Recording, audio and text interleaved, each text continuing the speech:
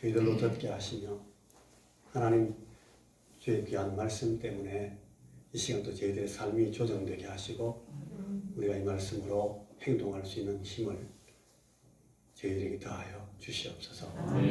예수님 이름으로 기도하옵나이다.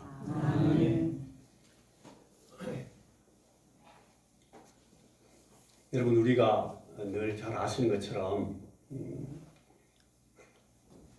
이 복음서들에서 우리 주님께서 마지막으로 남기신 말씀들을 저희들이 추려보면 한 몇 가지 말씀으로 요약이 되는데,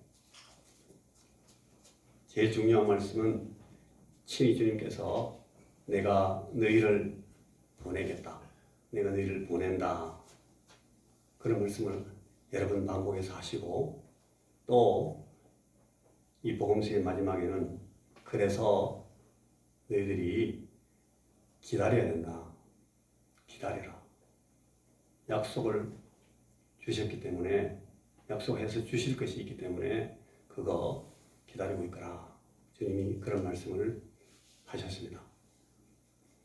그리고 이제 이 주님께서 승천하신 후에 이 제자들에게 드디어 사도들로서 보냄을 받고 저들이 행동할 상황에 들어가게 됐을 때는 계속해서 주님께서 반복하시는 말씀들이, 물론 다른 세세한 말씀들이 많습니다만은 주님이 하신 말씀들을 또 요약해 보면 이 한 가지에 포커스되어 있습니다. 하나는 받아라, 너희들이 성령 충만을 받아라, 그런 말씀을 계속 하십니다.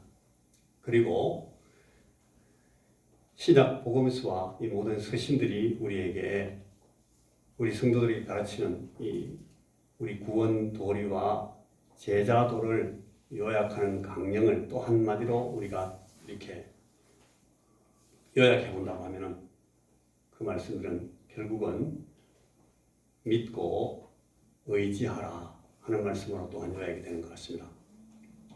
나를 믿어라, 나를 믿으니 또 내 아버지를 믿어라, 그리고 내가 보내는 성령, 그 하나님이 너희들과 함께 할 테니까 그 하나님을 의지해라. 그분은 너희들의 은혜를 나 예수 보혜사처럼 너희들을 위해서 계속해서 일해주는 그런 새 또 다른 보혜사시니까 그분을 계속 의지해라.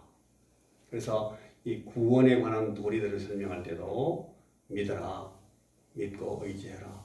예수 그리스도께서 이 구원을 위해 하늘에서 사람의 몸을 입고 내려오셔서 행하신 그 모든 일들을 믿고, 그리고 그분이 행하신 그 의 공로로 말미암아서 하나님의 받아들임을, 수용을 얻게 되는 그 사실을 의지해라, 그렇게 하고, 그 다음에 나를 따라오려거든 누구든지 자기 십자가를 지고 나를 따라오라 라고 말씀하시는 그 제자도를 강조하시면서도 끊임없이 우리에게 믿고 의지하라, 그렇게 하시는 말씀을 우리가 들을 수가 있습니다. 그러니까 우리 여러분, 지금 우리가 기억하고 있는 말씀들이 전부 내가 보낸다, 보낼 테니까 너희들은 이제 보냄을 받게 된다, 기다려라, 기다려라, 내가 아버지께서 약속하신 것이 있어서 너희들에게 줄 테니까 그거 기다리고 받아라, 성령 충만을 받아라. 그리고 이 모든 것들을 다 총괄할 때에 우리에게 주어지는 이 모든 은혜의 방법들은 전부 믿고 의지하는 것을 통해서 이루어진다라고 우리는 신약 성경을 통해서 배우게 됩니다. 그러니까 이 모든 말씀들은 전부 한 가지로 일관되는 하나의 형태로 우리가 이해할 수 있는데, 이게 굉장히 필동적인, 수동적인 상황을 우리에게 명하고 계시는 겁니다. 지극히 수동적이고 아주 필동적으로 반응해야 될 지시사항들로 계속 일관되고 있는 것을 우리가 기억할 수가 있습니다. 그런데 오늘 우리 사도들의 후예가 된 우리 이 명령을 수행하는 그런 우리 후배들의 수행 자세, 명령 수행 자세는 사실 자칫 관찰해 보면 너무 지나치게 능동적이고 너무 너무 적극적이 아닌가 하는 생각을 하게 됩니다. 이 사역자들로서 우리가 우리의 기본을 성찰해 볼 때 생각하게 되는 그런 굉장히 중요한 하나의 이 덜 맞는 핀트가 우리 이 말씀을 볼 때 우리 앞에 드러나게 됩니다. 그러니까 지극히 수동적이고 피동적이어야만 하는 그런 우리에게 우리가 유지하는 자세들은 상당히 능동적이고 너무 적극적일 때가 많다 하는 겁니다. 그래서 오늘 우리 이 말씀을 제가 이 본문에서 잠시만 몇 가지로 한번 읽어보고자 합니다. 이 오늘 본문의 상황을 우리가 다 잘 알고 있습니다. 이 선교와 목회라는 이 복음사역의 첫 현장에 떨어지는 그런 명령과 이것들을 수행하는 사도들의 자세를 우리가 이 본문에서 세밀하게 잘 관찰해 볼 수가 있습니다. 여러분 우리가 다 아는 것처럼 이 이방 사역의 기원을 말하는 효시를 말하는 그런 선교의 첫 장면인데 처음으로 세워진 이 안디옥 교회에서 우리 성령 하나님께서 말씀하셔서 이제 이 안디옥 교회의 가장 주도적인 사역을 담당하고 있던 선지자요 교사인 사람 그 5명 가운데 주님께서 2사람을 따로 세우시고 그들을 보내기를 원하시니까 이 첫 교회가 2사람을 이 5분의 그 지도자들 가운데 2분을 이제 파송하는 그런 장면입니다. 여러분 그 5명 우리가 다 잘 알고 있는 사람들인데 바나바, 그 다음에 루기오, 그 다음에 마나엔, 한 사람이 누구죠? 시몬. 예, 시몬이 2번째 사람으로 이름이 나와 있고 3번째가 루기오, 4번째가 마나엔이 나와 있고 5번째가 사울인데 여러분 우리 이 첫 바나바와 이 사울을 빼고 나면 시몬 방금도 제가 이름을 빨리 기억하지 못할 만큼 이 사람은 존재감이 없는 사람입니다. 시몬, 그 다음에 루기오, 또 마나엔. 이 3사람들을 남기고 그야말로 이 첫 교회의 가장 주된 지도자가 되었을 그 2사람을 빼가지고 내보내는 이런 상황이 됐는데 이러면 그 첫 교회가 수백 명, 수천 명이 막 모여들어가지고 이제 막 불같이 일어나는 그 교회에 이런 지도 체제에 상당한 변화를 주는 그런 명이 하나님 앞에 떨어졌는데 그들이 아마 그 명령을 받고 서로 공감이 됐겠죠. 아, 당신도 그렇게 생각하냐? 나도 주님께서 이렇게 말씀하시는 것 같다. 야, 우리 5명이 다 주의 이 말씀을 수용하고 순종해야 될 상황이 됐는데 그러면 2사람이 주님이 세우심을 받아서 이제 나가야 되겠구나. 그리고 이제 이분들이 나가게 되는 그런 상황입니다. 여러분 그때 이제 이 주님께서 명하신 것들과 이를 수행하는 사도들의 태도를 보면서 오늘 우리가 섬기고 있는 우리 현장의 이 실천 상황을 비교해 보면서 아주 날카롭게 대조가 되는 몇 가지 사실들을 이 본문에서 우리가 충분히 이해할 수가 있게 됩니다. 한 6가지 정도를 제가 지금 보고 있는데 이 명령하시는 분의 선택과 결정이 의미하는 바를 우리가 이탈함으로써 그 명령에 순종하는 사람들로서의 어떤 행동 적절성을 상실하게 되는 그런 수행 행동을 우리 쉽게 말해서 불복 내지는 아주 황당한 행동. 그래서 이게 이제 적폐가 됩니다. 오늘 우리 사역의 현장에서 아주 선명하게 부각되는 이런 행동들이 자꾸 반복되어 가지고 우리 교회 안에 혹은 목회에는 대단한 악습들이 계속 쌓여가는 것 같습니다.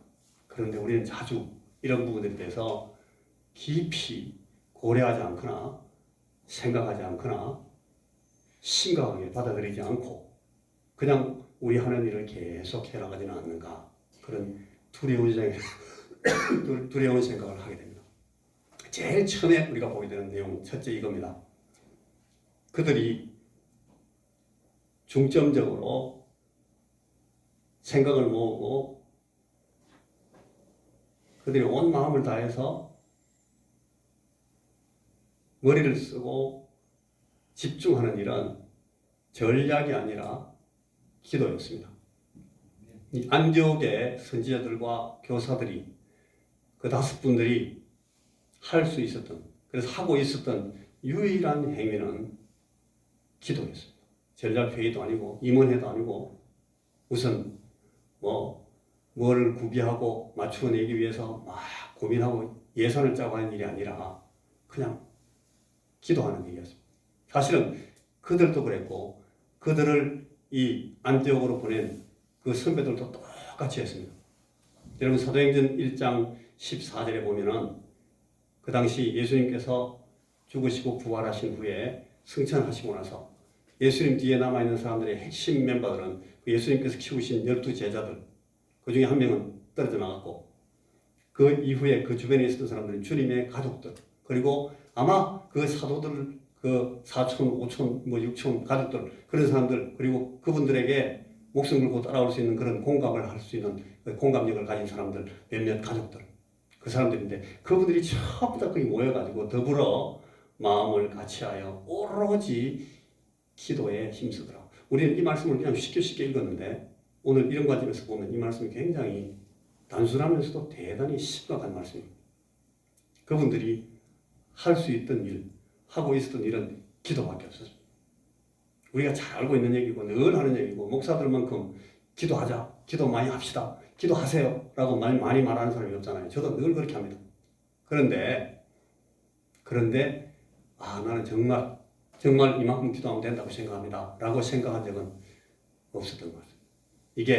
이게 오늘 이 사역자들에게 오늘 첫 교회가 보여주는 굉장히 중요한 하나의 시사입니다. 우리가 가질 능력의 근거는 오직 기도다 하는 사실을 오늘 우리 본문에서 먼저 보게 됩니다. 두 번째 사실은 이들이 결단하고 결심하고 나가는 그 결단의 근거는 저들의 헌신이 아닙니다. 이 볼런티어, 자원합니다 이게 아니고, 혹은 나는 이제 이만큼 준비됐으니까 나가보겠습니다라고 자신감을 피해가는 것이 아니라 이 자원하는 용기나 결단성이 필요했던 것이 아니라 이들은 부르심을 받고 부르심에 대해서 어떻게 반응할지, 어떻게 순종할지에 대해서 깊이 생각하지 않으면 안 되는 그런 겸허함과 겸손만 그들이 갖고 있었던 태도가 될 수 있습니다. 이게 그들의 결단의 근거였던 겁니다. 여러분 고린도후서 3장이나 5장이나 6장이나 이런데 이 바울 사도가 계속 반복하는 우리 그 말씀들에 보면 자천하는 일에 관해서 말합니다. 이 요새 말로 하면 이게 볼런티어 이 의식이잖아요. 그런데 이분이 하시는 말씀, 내가 자천하겠냐? 이 부가 의문문으로 묻습니다. 그리고 내가 마음으로 하지 않고 외모로 자랑하는 자들에게 대답하기 위해서 내가 이 볼런티어를 한다. 혹은 이 고난과 고통을 위해서 내가 지금 자천한다. 그래서 이 사도로서의 이분의 이 태도에는 그러니까 자신감이나 자원하는 용기가 어떻게 전혀 필요하지 않습니다. 그게 요구된 적도 없고 오히려 이렇게 해라 라는 부르심에 대해서 대단히 필동적으로 그러면서도 수동적으로 순종하는 것만 자신이 할 수 있는 일이라고 확실히 알고 있습니다. 이 사람이 하시는 말씀 가운데 우리에게 늘 마음에 두드리는 귀한 말씀이 빌립보 3장 14절에 있는데 내 결의와 무관하게 내게 이미 표대가 주어져 있기 때문에 그 표대를 보고 그냥 난 달려간다. 마치 그 그레이하운드 경기할 때 저 끝에 있는 그 목표를 보고 개들이 막 열심히 뛰어가는 모양처럼 이 바울 사도는 주어진 표대에 따라서 열심히 뛰고 있는 그런 사람의 모습으로만 나옵니다. 그러니까 이 사도들과 사도들의 모든 후예들이 하나님 앞에서 사역하는 이 복음 사역자들의 굉장히 중요한 결단의 근거는 헌신이 아니고 부르심이었습니다. 그런데 우리는 자주 너무 헌신하려고 하는 거 아닌지 모르겠습니다. 그리고 세 번째 이 본문에서 나타나는 것은 그들이 파송받은 근거로 삼는 것이 어떤 명분이 아닙니다. 이 말씀이 우리에게 보여주는 굉장히 중요한 내용은 저들이 파견받는 근거를 명령에서만 찾습니다. 그러니까 이 명분을 찾는 사람들이 가져야 될 그런 시각, 그런 가치가 여기는 나타나지 않습니다. 자존감이나 자의식이나 그래서 무슨 비교나 경쟁을 통해서 자랑하는 그런 일들이 이 본문에는 하나도 없습니다. 의외로 첫 번째로 나가는 선교사입니다. 온 세상 역사를 완전히 뒤집어 바꾸는 진짜 온 세상 위하여 일어나는 일인데 그 일을 위해서 하나님의 선택을 받은 두 사람이 지금 나가는 이런 파송의 현장에 자의식은 없습니다. 다만 명령만 있습니다. 그래서 이분이 하시는 말씀 우리가 잘 아는 말씀에 사도행전 20장 내가 달려갈 길과 주 예수께 받은 사명 곧 주님의 은혜의 복음을 증언하는 일을 마치려 하면은 나의 생명조차 조금도 귀한 것으로 여기지 아니하노라. 우리 선배들이 하시는 말씀입니다. 바울 사도가 하는 말씀. 나는 받은 사명 때문에 이 짓을 한다. 내가 하고 싶어서 한 거 아니다. 내가 이거 해야 되만 이유가 있었던 것도 아니다. 나는 다만 명령을 받았기 때문에 사명 때문에 죽으라고.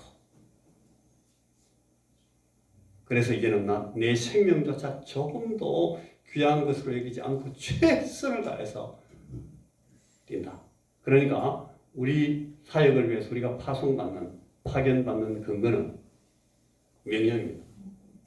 명령이기 때문에 우리는 대단히 수동적이어야 되고 피동적이어야 됩니다. 우리가 적극적일 필요가 없고 적극적이면 안 됩니다. 능동적일 수가 없다 하는 말씀이 오늘 이 본문에 굉장히 중요한 메시지라고 저는 생각합니다. 네 번째, 한 가지 더 보면은 여러분 여기에는 파송을 하고 뽑고 세우고 내보내고 하는 이 모든 일들의 이 교권이나 권한 같은 것은 나타나 있지 않습니다. 오직 섬김만 있습니다. 오늘 우리 교회가 갖는 관심에 가장 중요한 첫째, 둘째, 셋째, 넷째, 다섯째, 여섯째, 일곱째, 여덟째, 아홉째, 열째까지가 다 뭔가 하면 교권입니다.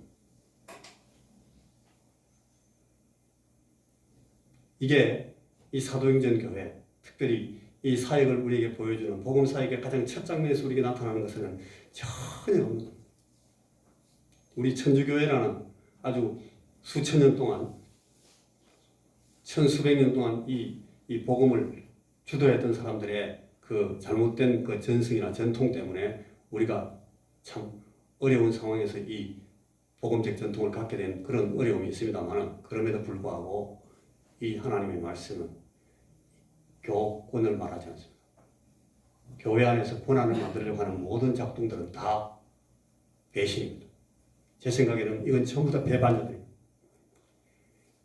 회당을 자꾸 뽑으면 안 됩니다.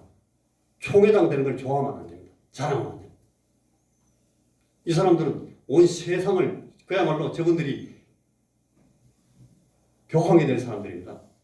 역사적으로 보면 선교의 이 최고봉들입니다. 그럼에도 불구하고 그들에게 주어지는 어떤 개념도 이 교권이나 권한으로 연결되어 있는 그런 아이디어는 없습니다. 그래서 우리가 가질 이 권위의 근거가 오늘 이 본문은 뭐라고 말하는 거면 그냥 섬김이라고 말합니다. 이 정치력이나 헤게모니를 추구하는 그런 작동이 이 교회 역사에 들어오면서부터 교회가 엉망이 되어버렸습니다. 여러분 우리가 그걸 그 콘스탄티누스 대제의 그 밀라노 칙령에서부터 시작하잖아요. 교회가 이런 헤게모니를 동기로 해서 모티브로 해가지고 모이기 시작할 때 교회가 그걸 추구하기 시작할 때부터 교회는 그냥 타락했습니다. 밀라노 칙령이 로마 교회 교인들에게 자유를 준 것이 아니라 그들을 극도로 부패하게 만드는 그런 그들 속에 도무지 그들이 감당할 수 없는 그런 누룩을 집어넣는 그런 활동이 되고 말았다는 것을 우리가 역사를 통해서 잘 알고 있습니다. 오늘 골로새 1장 24절에서 여기 파송받는 바울 사도가 하는 말을 듣습니다. 너희를 위하여 받는 괴로움을 기뻐하고 그리스도의 남은 고난을 내 육체에 채우노라. 이 바울 사도는 이 교회들에게 권위 있게 말씀하는 그 말씀의 근거를 여기서 찾습니다. 내가 너희를 위하여 받는 괴로움을 내가 기뻐할 만큼 너희들을 위해서 섬긴다. 그리고 그리스도의 남은 고난을 내 육체에 채운다. 그런 각오로, 그런 삶의 실제를 가지고 그런 사역을 너희들 안에 펼치고 있기 때문에 내 말을 들어라. 바울은 그렇게 말합니다. 갈라디아 4장 19절에 너희 속에 그리스도의 형상이 이루기까지 다시 너희를 위하여 해산하는 수고를 내가 계속한다. 여러분, 그러니까 이 영적 구원이라는 것은 오직 이 희생적인 섬김에서만 나온다고 이 성경은 계속해서 반복해서 우리에게 말하는데 우리는 그렇게 생각하지 않습니다. 우리는 자주 권위가 말빨에서 나온다고 생각합니다. 그룹해가지고 영향력을 확보하는 그런 아주 교묘한 정치력에서 나온다고 생각합니다. 그것 때문에 막 후달리고 몰리면 굉장히 괴로워하고 부끄러워합니다. 그럴 필요가 없다고 생각합니다. 주의 말씀은 그렇지 않습니다. 우리가 가질 권위의 근거는 교권이나 권한이 아니고 섬김입니다. 죽으라고 섬겨야 됩니다. 그래야만 말할 수 있는 기회가 주어진다는 것이 성경이 우리에게 보여주는, 사역자들에게 보여주는 이 모델입니다. 자, 하나만 더 보겠습니다. 그래서 우리 목회나 복음 사역에서 제일 중요한 것은 시스템이 아닙니다. 오늘 많은 교회들이 굉장히 중요한 이 시스템을 가지려고 추구합니다. 제 동료들 보니까 다 그렇습니다. 그러나 오늘 이 본문이 말하는 것은 시스템이 아니라 스피릿입니다. 그리고 아주 기법을, 기술적인 그런 능력을 고양시키기 위해서 애를 많이 쓰시는데, 스킬을 많이 다루는데 스킬이 아니고 오히려 sacrifice입니다. 목양을 위임받은 목자들의 마음, 이 heart, 마음을 가지고 죽으라고 봉사하는 것만 섬기는 자의 권위의 유일한 근거가 된다 하는 것이 이 본문이 우리에게 보여주는 중요한 사실이라고 저는 보고 있습니다. 우리 어른들, 선배님들도 보고, 제 아버지도 목사님이시고, 저는 동료들이, 목사들이 한 400~500명 그냥 생각 안 하고 줄줄줄 이름만 외워도 한 400~500명의 친구들이 나옵니다. 그런데 우리가 과연 이런 이 하나님의 말씀이 말하고 있는 이런 사실들에 얼마만큼 천착하려고 애를 쓰는지는 참 가슴 아픈 물음입니다. 오늘 우리 본문에서 보는 5번째 내용은 이들이 관심을 갖고 있었던, 이들의 태도를 결정했던 중요한 이 사항은 주도권이 아니라 협력이었다는 겁니다.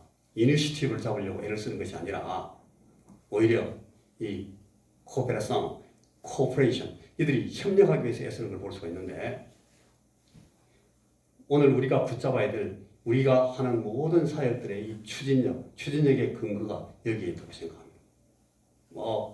돈이 있어야 내가 주도권을 잡지. 내가 오늘 이 모임에 이 정도는 내가 기여할 정도 능력이 되니까 내가 이게 이니시티브를 잡을 수 있겠지. 우리가 다 그런 생각을 하는데 그렇지 않습니다. 아니, 저 사람들 내 말 잘 들어. 내가 애들만 데리고 가면 이 집단에서는 내가 상당한 영향력을 확보할 수 있어. 우리가 그런 생각을 하는데 그게 착각입니다. 주의 일이 아닙니다. 복음 사역은 그런 식으로 돼가는 것이 아닙니다.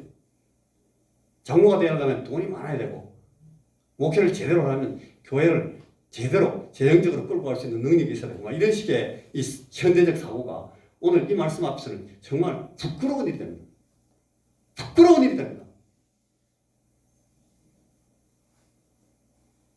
우리가 붙잡을 추진력의 근거는 오히려 섬기고 협력하겠다는 마음가짐을 해야 됩니다.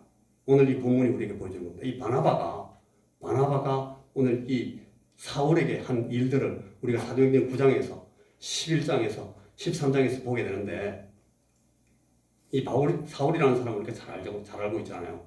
이 사람이 유대교회에서 배신자로 찍혔어요. 유대교인들이 전부 다 죽이려고 했습니다. 사울을 죽이려고 했던 사람이 한두 사람이 아닙니다. 무지하게 많았습니다.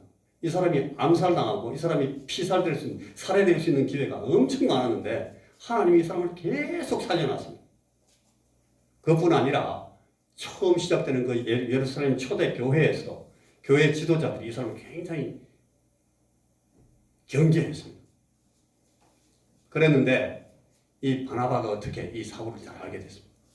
이 바나바라는 사람은 굉장히 위로하는 사람으로 잘 섬기는 사람으로 교회 초기부터 굉장히 인정을 많이 받았어요. 이 사람은 예수님을 직접 만나거나 예수님 앞에 바로 훈련받은 적이 없어가지고 12사도로 이렇게 선택을 못 받은 것 같은데, 제가 보기에 사도들 가운데 오히려 이 바나바보다 훨씬 외면적인 그런 견지에서는 와, 저런 사람도 있네.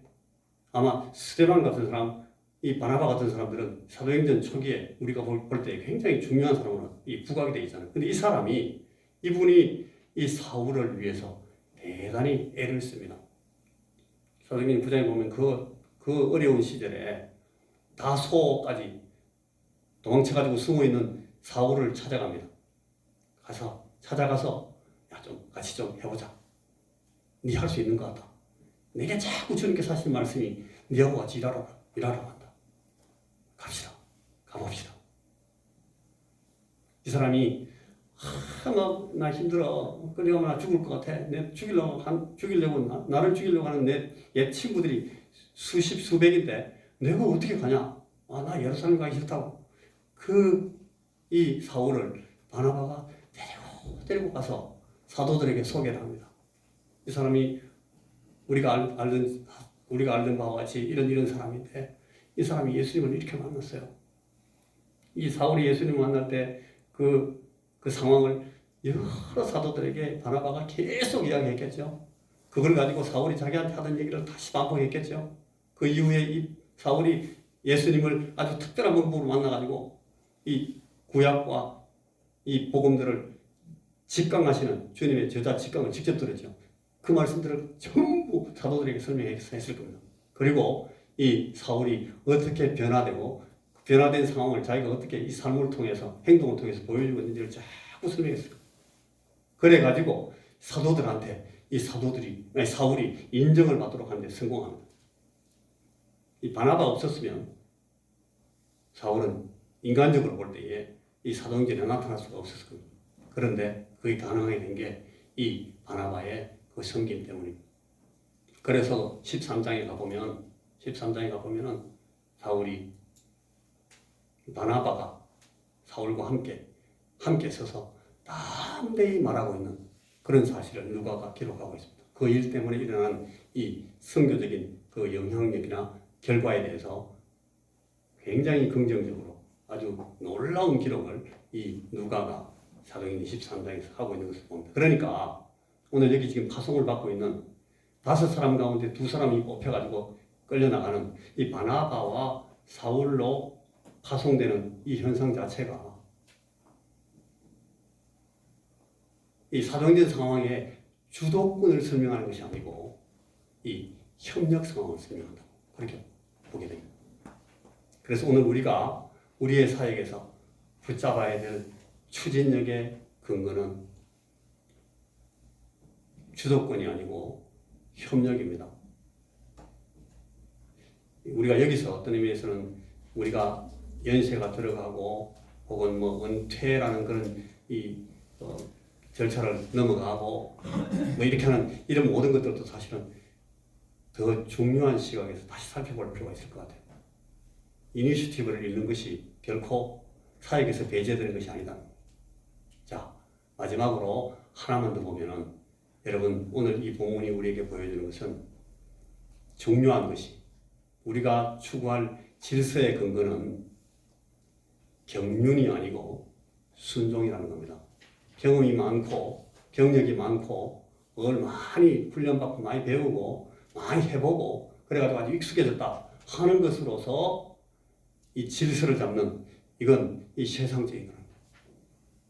나이가 많아야 대장이 된다, 주도자가 된다, 혹은 앞장서야 된다. 이게 미신입니다. 주의 말씀은 그렇게 말하지 않습니다. 나이나 서열이 아니라 주님의 선택에 따른 복종입니다. 여러분 그 5사람 보십시오. 바나바, 시므온, 루기오, 마나엔, 사울. 이 사울은 방금 우리가 말했던 것처럼 대단히 이 핸디캡이 있는 사람인데도 불구하고 하나님이 거기 딱 세우니까 시므온 같은 사람들은 상당히 노련한 사람이었을 것 같고, 루기오도 나중에 신약에 나오는 말씀들을 참고하거나 아니면 우리가 보고 있는 전성들에서 읽어보면 루기오는 굉장히 대단한 사람이에요. 몸도 크고. 그런데 여러분 이 시몬이나 루기오나 혹은 그 마나엔 같은 이런 분들이 이 주님의 부르심에 대해서 토를 달지 않습니다. 왜 사울이 먼저 나갑니까? 나도 할 수 있다고 생각합니다. 바나바, 그 다음에 내가 시몬인데 이래 나가야 맞는 거 아닙니까? 나이로 보나 뭐로 보나 경력으로 보나 냅니다. 그렇게 말할 수도 있는데 전혀 그런 장면이 없습니다. 사도행 전체가 다 우리에게 보여주는 내용입니다.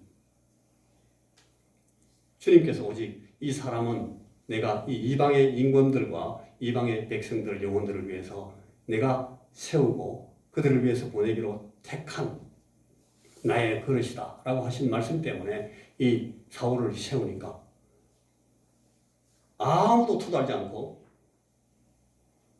질서 있게 이 사울의 사역을, 바나바와 함께 나가는 이 사역을 다 지지하고 지원하고 동참하게 되는 그런 상황을 오늘 이 본문에서 우리가 보게 됩니다. 여러분, 이런 내용들이 오늘 우리가 기억해야 되는 굉장히 중요한 본문 말씀 우리에게 보여주는 내용이라고 저는 생각합니다. 우리에게는 이제 처음부터 그랬습니다만 지금 더욱 남은 시간이 별로 없습니다. 그래서 지금이라도 다시금 우리는 저는 다만 무익한 종이로서이다 라는 자의식에 근거한 그런 성찰을 받고 하나님 앞에 그렇게 고백하고 그러지 못했던 일들에 대해서 우리가 회개하고 우리의 행동 양식을 수정할 그런 필요가 있는 그런 것이 아주 절박한 때다 그렇게 생각합니다. 주의 말씀이 오늘 우리에게 보여주고 있는 내용입니다. 간단하게 제가 여러분 오늘 저를 여기 세우신 목적 가운데 이게 포함되어 있어서 제가 우리 교회를 조금 설명해 드리겠습니다. 우리 교회는 지금 120주년이 되는데 1902년 그러니까 1902년 5월쯤에 우리 교회가 시작된 것으로 보이는 그런 이 흔적들이 조금씩 나타나 있습니다. 아무 기록도 없는데 이렇게 저렇게 끼워 맞춰 보면 그렇게 됩니다. 그런데 우리가 10월 말 오늘 10월 마지막 주일